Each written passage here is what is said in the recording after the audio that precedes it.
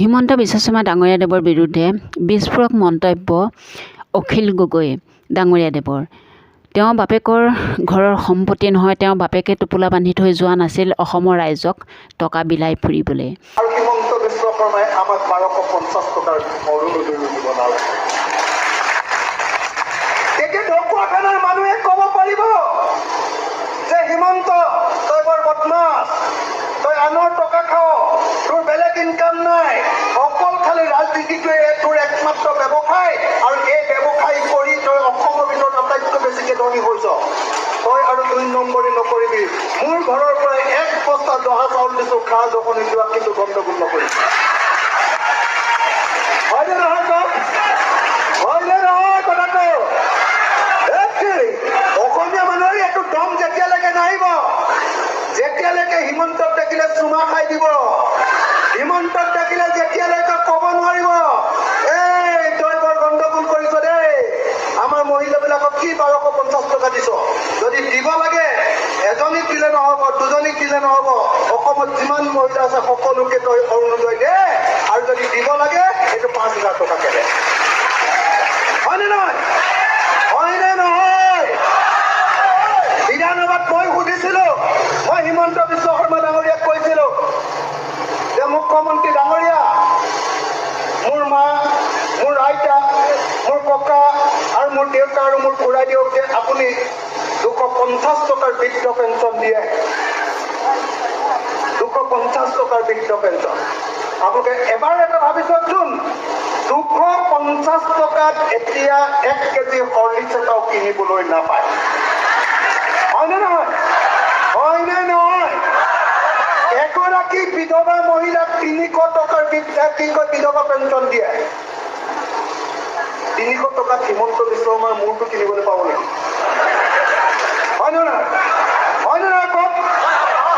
আৰু এই 250 টকা বা 300 টকা যদি আনিবলৈ ইয়াৰ পৰা আপুনি ঢকুৱাখানাৰ বেংকলৈ যায়, যদি বেটাৰী ৰিক্সাখন বা ইলেক্ট্ৰনিক ৰিক্সাখনত যদি উঠি যায়, আহোঁতে আৰু যাওঁতে আৰু ঢকুৱাখানাত এটা পৰঠা খাওঁতে 250 টকাটো তাতে থাকি আহে। হয়নে নহয় কওক? এইটো কণা হাঁহক পতান ধান দিয়া বুলি কয় নে নকয়? মই বিধানসভাত কৈছিলো যে বৃদ্ধ পেঞ্চনো 3000ৰ পৰা 5000 কৰিব লাগে, আৰু অসমৰ সকলো বৃদ্ধবিদ্যাক, অকল কেইজনমানক নহয়, সকলো বৃদ্ধবিদ্যাক দিব লাগে।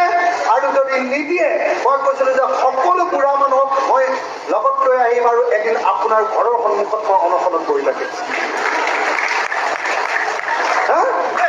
মই কৈছিলো অসমৰ মুখ্যমন্ত্ৰীক সন্মুখত ৰাখি কৈছিলো যে আপুনি যে 1250 টকাৰ অৰুণোদয় আঁচনি দিয়ে, আপুনিতো ইলেকশ্যনত কৈছিলে যে 3000 টকা দিম, এতিয়ালৈকেতো দিয়া নাই, 1250 টকা দি আছে।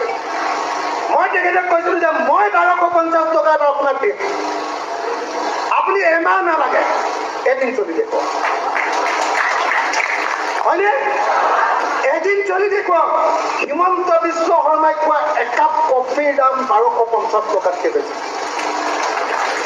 আৰু মোৰ মা, মোৰ পেহী, মোৰ খুৰীদেউ, মোৰ আপাদেউহঁতক চলিবৰ কাৰণে এমাহত দিয়ে 1250 টকা, আৰু 1250 টকা দি হিমন্ত বিশ্ব শৰ্মাই ভাবে যে মই অসমৰ মহিলাবিলাকক কিনি পেলাম। হয়নে নহয় কওক?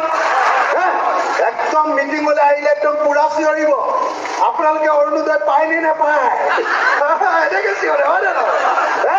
যেন একদম তেওঁহে আমাক পইচা দি ৰাখিছে, তেওঁ বাপেকৰ ঘৰত ডাঙৰকে একদম টোপোলা এটা বান্ধি থৈছিলে আগতে, হয়নে নহয়? তাৰ পৰা আনি যে আমাক দি আছে। আৰে ভাই, আমাৰ টকা, আমাৰ কথা, তুমি ক'ত খৰচ কৰিছা সেইটো আঁচনিটো নে তুমি দিছা? হয়নে নহয় কওক? তাৰ কাৰণে হিমন্ত বিশ্ব শৰ্মাকে ভোট দিব লাগিব এনেকুৱাটো কথা নাই। হয়নে নহয়? মই শ্ৰদ্ধেয় ৰাইজ, মই আপোনালোকক এটা কথা ক'ব খুজিছো। আপোনালোকে নিশ্চয় গম পায় যে বিধায়ক হিচাপে মই অসম বিধানসভাত কেইবাটাও দাবী উত্থাপন কৰি থাকো, একদম সদায়। 1 নম্বৰ, মই সদায় কৈ থাকো যে মহিলাবিলাকৰ বৃদ্ধ পেঞ্চন, পুৰুষবিলাকৰ বৃদ্ধ পেঞ্চন 3000ৰ পৰা। হিমন্ত বিশ্ব শৰ্মা ডাঙৰীয়াদেৱৰ বিৰুদ্ধে যিখিনি মন্তব্য তেওঁ কৰিছে সেই সকলোখিনি কথাই একেবাৰে সঁচা কথা কৈছে।